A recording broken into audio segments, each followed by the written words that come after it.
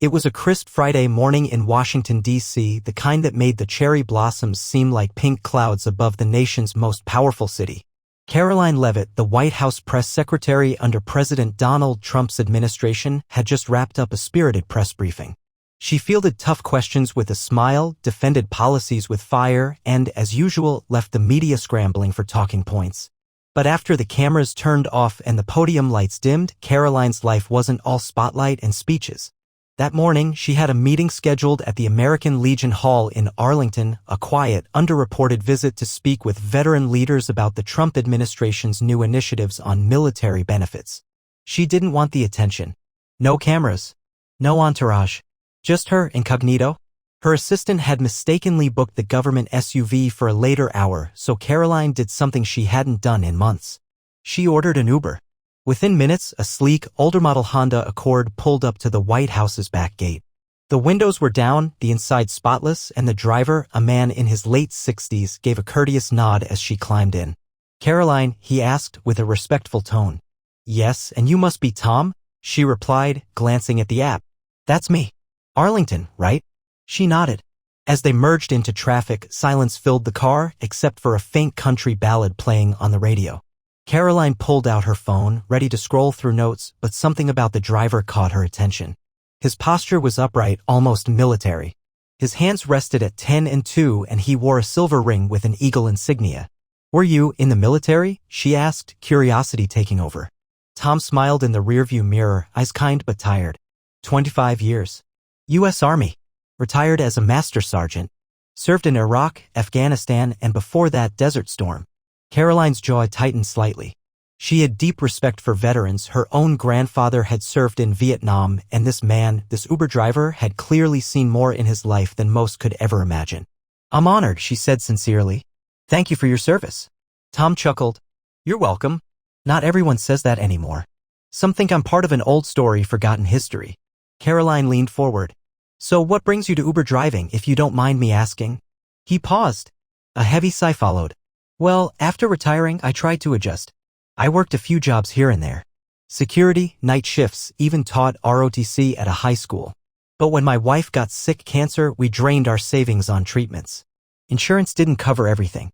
After she passed last year, I sold the house to pay off debts." A lump formed in Karoline's throat. "I moved into a one-bedroom apartment.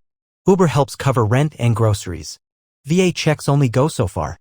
Some nights are better than others." The words hit her like a truck. She looked out the window for a moment, collecting her thoughts. How could this happen in the United States of America, a country he fought to defend? "You served this country. We owe you so much more than this." He shrugged. "It is what it is. I'm not bitter. I just wish things were different." Karoline leaned back, silent. This wasn't just a story. This was a mission. A cause she hadn't yet realized needed her voice. As they pulled up to the American Legion, Karoline didn't get out right away. She reached into her handbag and pulled out her business card. "Tom, would you be okay if I called you later today?" He looked at the card, then at her face. Recognition flickered. "Wait, you're Karoline Leavitt, aren't you?" She smiled. That night, Karoline couldn't sleep. She lay in bed scrolling through veteran statistics on her tablet, disturbed by what she was seeing. Over 37,000 veterans were homeless in the U.S. Thousands more were underemployed or struggling to reintegrate into civilian life. The numbers were haunting, but Tom's story had made them personal. First thing the next morning, Karoline made a few phone calls. She had access, connections, influence. But this wasn't about political optics or speeches, it was about doing what was right. She reached out to the Department of Veterans Affairs, a few nonprofit directors she trusted, and even some conservative business leaders she knew were passionate about veteran causes. Then, without alerting the press or her team, she called Tom. "Good morning." His voice cracked with morning fatigue. "Hi Tom, it's Karoline. I was wondering if we could meet for coffee. There's something I'd like to talk to you about. Off the record." He paused, then softly replied, "Sure, I'd like that." An hour later, they met at a quiet corner cafe in Arlington. Karoline was dressed down. Jeans, a blazer, and a baseball cap pulled low. But Tom recognized her instantly. She ordered them both coffee and sat down across from him, holding a yellow notepad filled with scribbles. Yes, and I think it's time someone told your story. I don't want to make a media stunt out of your story, she began. But I do believe your experience is something America needs to hear, and more importantly, act on. Would you be comfortable sharing your journey? With me, with others, maybe even in front of the president? Tom's eyes widened. The president? Karoline nodded. He's rolling out a new veteran support initiative, housing, job placement, healthcare. It's bold, but it needs faces. Real people. You're not a statistic, Tom. You're a patriot. You deserve better. And I want you standing next to me when we change things. Tom leaned back, clearly overwhelmed. Karoline's voice dropped with resolve. Well, I care. For the next hour, Tom opened up. He told her about boot camp in Fort Benning, sleeping in sandstorms in Iraq, the thrill of saving a life under fire, the heartbreak of losing fellow soldiers, and the emotional war that never really ended. He shared photos of his late wife, Martha, and the modest life they built. The pride in his eyes said it all. He didn't regret a second of service. But what shook Karoline the most was the way he talked about his return home. No one tells you how hard the silence is. You go from life or death decisions to wondering if you can afford gas that week. People say thank you at parades, but then forget you exist when the confetti's gone. Karoline didn't speak for a long moment. Then she said, I think it's time America hears all of this from you. That afternoon, she made more calls. She arranged for Tom to meet with the White House Veterans Affairs Task Force. She had him connected with a veterans housing nonprofit that offered transitional homes to those recovering from financial hardship. She even coordinated a sit-down between Tom and a conservative media outlet that wanted to highlight stories of strength and survival. By Monday, Tom's story had begun to spread, first in whispers among D.C. staffers, then online, then on conservative talk shows. But Karoline wasn't finished yet. She had one more surprise for Tom. On Tuesday morning, she called him and said, I need you to come to the White House. Why? He asked nervously. Karoline smiled over the phone. Because the president wants to meet the man who reminded us all what sacrifice really looks like. Tom stood frozen outside the gates of the White House, eyes wide, gripping his worn leather jacket like it was his only anchor to reality. A week ago, he was just another face in the traffic, quietly driving strangers around D.C. in his old Honda. Now he was being escorted through the front gates of the most powerful residence in the world. Karoline greeted him personally, dressed in a tailored navy blue suit, clipboard in hand, and a warm smile on her face. You clean up nice, she joked, noticing Tom had shaved and was wearing his best collared shirt, military pins still affixed proudly to the left side. I feel like I'm dreaming, he muttered as they walked through the marble corridors. I never imagined I'd see the inside of this place. Well, Karoline said, you've earned this more than most people who walk these halls. They passed historic portraits, polished busts of past presidents, and security guards who gave respectful nods once Karoline whispered who Tom was. He felt like he had stepped into a world reserved for other people, politicians, dignitaries, power brokers. Not men like him. And yet, here he was. She led him into the Roosevelt Room where a few senior aides were waiting, along with the director of Veterans Affairs. They shook Tom's hand, thanked him for his service, and welcomed him warmly.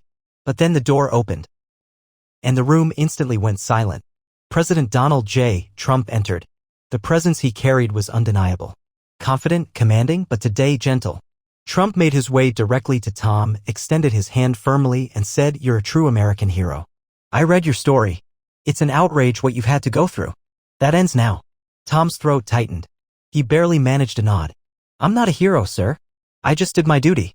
The president grinned. That's what heroes say. They sat together at the long oak table. The cameras were off. This wasn't for show. President Trump listened, really listened, as Tom shared more about the struggles of life after service. The financial burdens. The emotional weight. The loss of his wife. The dignity he tried to maintain while driving strangers around town to make ends meet. Then Trump leaned forward and said something that Tom would never forget. I'm going to make sure that no man or woman who served this country ever has to go through what you did. You have my word. Karoline, seated nearby, glanced at Tom. His hands trembled slightly, not from fear, but from the overwhelming sense of being seen finally. The president continued, We're about to announce the veterans' first act. It's bold. Billions in redirected funding. We're building transitional housing near every VA hospital in the country, fast-tracking job certifications for former military, and putting mental health resources on the same priority level as combat injuries. He turned to Karoline. And I want this man at the press conference. Tom nearly dropped his coffee. Sir? You're going to stand next to me and tell the American people what we're fighting for. Karoline smiled, knowing this was exactly what she hoped for. Tom looked at her, half grateful, half panicked. I'm not a speaker. You're not here to perform, Trump said. Just speak from the heart. That's more powerful than any speechwriter can deliver. And with that, the date was set. Tom would be featured front and center in a nationally televised announcement from the White House lawn, standing beside the president, Karoline, and a panel of military heroes. As Tom left the Roosevelt room, a staffer handed him a navy blue suit in a garment bag with a small American flag pin clipped to the lapel. It was tailored for him that very morning. He paused, holding the suit, and looked at Karoline. I don't know how to thank you. Karoline placed a hand on his shoulder. Just help me make sure the next Tom doesn't have to wait this long. The morning of the press conference arrived with a rare stillness in the air. Washington, D.C. was bathed in golden spring sunlight. The White House lawn had been transformed into a stage, an American flag backdrop billowing gently in the breeze, rows of chairs filled with veterans, military families, journalists, and administration officials. But all eyes would be on the podium. Tom stood behind the scenes, dressed in the tailored navy suit that fit him perfectly. His military pins had been polished to a gleam, and the American flag lapel pin rested proudly on his chest. He wasn't nervous about cameras or crowds. He had faced live fire in Baghdad. But this was different. This was personal. Karoline approached him from behind, holding a note card. You don't need this, she said, slipping it into his pocket. Just speak like you did over coffee. Tom nodded. I'll try not to mess it up. You won't. As the national anthem played and the ceremony began, Karoline stepped forward first. She opened with brief remarks, her voice clear and steady. Today, she began, we're not just launching a policy, we're correcting a national injustice.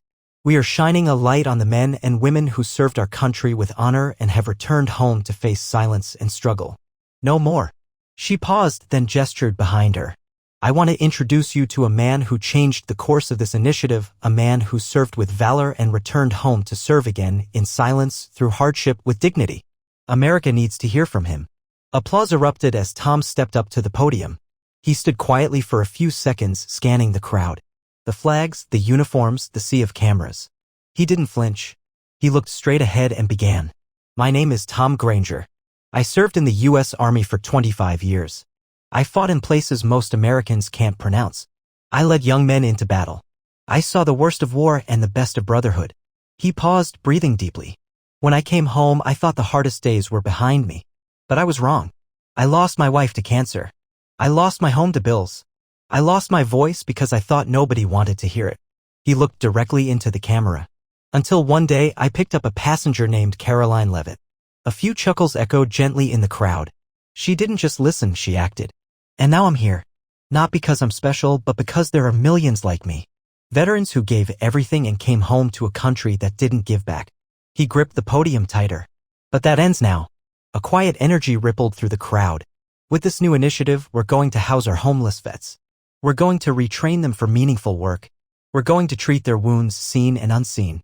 Because if America is going to send men and women into battle, then America damn well better be there when they come home. A roar of applause thundered through the crowd. Karoline smiled, her heart pounding. He had delivered not just a speech, but a message. A battle cry. President Trump stepped forward, shaking Tom's hand and placing his other hand on the veteran's shoulder. You've done more than serve this country, Tom. You've reminded us what it means to be American. Reporters were in a frenzy. Headlines were already buzzing across the nation.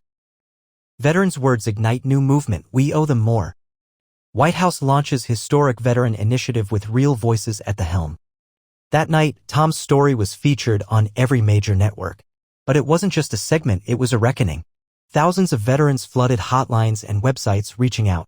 And more importantly, America listened. 3 weeks after the press conference, Tom Granger wasn't behind the wheel of his Honda anymore. Instead, he was standing in front of an auditorium full of veterans, students, business owners, and families at a community center in Pennsylvania, his home state. He had just been appointed by the president's team as an official Veterans Affairs liaison, tasked with sharing his story and ensuring veterans knew their rights, their resources, and their worth. Karoline Leavitt watched proudly from the side of the stage. She had traveled with Tom to 3 states that week, helping launch what the administration had dubbed Operation Welcome Home, a grassroots campaign designed to bring veteran resources directly to local communities. After Tom wrapped up his speech, a young man in his 20s, wearing a Marine cap, approached him. He looked nervous, hands trembling slightly as he clutched a folded paper. "Sir, I've been couch surfing for a few months. I didn't think anyone would care to hear from me, but your story made me believe again. I just signed up for the transitional housing you mentioned." Tom looked at the paper and saw the young man's name, Evan Morales, just discharged 8 months ago. He placed a hand on Evan's shoulder and said, "You're not alone anymore." Karoline stepped in, offering him a brochure. "There's also a career mentorship program we're rolling out. You'll get matched with a veteran who's successfully transitioned. Real help, not bureaucracy." Tears welled up in Evan's eyes. "Thank you, both of you." As they walked out into the parking lot, Tom looked up at the sunset and smiled. He turned to Karoline. "You know, when I was driving that Uber, I thought my story was over. But maybe it was just the beginning." Karoline nodded. "Sometimes the mission doesn't end, it just changes." Back at the White House, the momentum was undeniable. The veterans' first act, backed with bipartisan support thanks to Karoline's unrelenting advocacy, passed through Congress with overwhelming approval. Billions were allocated toward new VA facilities, mental health programs, streamlined benefits processing, and direct housing development in critical cities. President Trump signed the bill into law during a special event on Memorial Day. But instead of standing with only politicians, he insisted the stage be filled with veterans, men and women from all walks of life, including Tom Granger, now hailed by the media as the veteran who changed everything. During the ceremony, President Trump addressed the nation. "We owe our veterans more than parades. Thanks to voices like Tom Granger and the determination of leaders like Karoline Leavitt, we've turned a national shame into a new beginning. America honors its warriors, not just in words, but in action." Karoline, standing behind him, held back tears. She had started this journey with one Uber ride, one story, but it sparked a movement. Tom had moved into a modest home in Virginia, just outside D.C., close enough to continue working with the administration.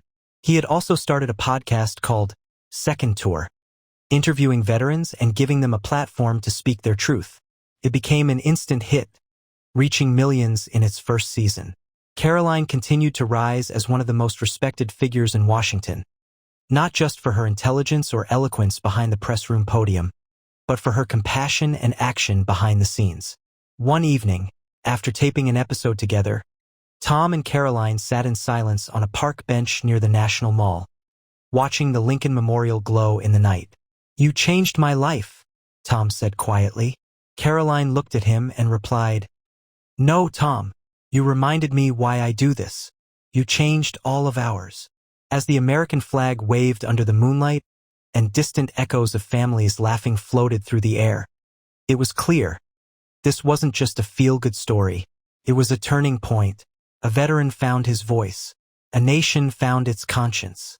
And one determined woman in the White House proved that sometimes the most powerful change begins with a conversation in the back of an Uber.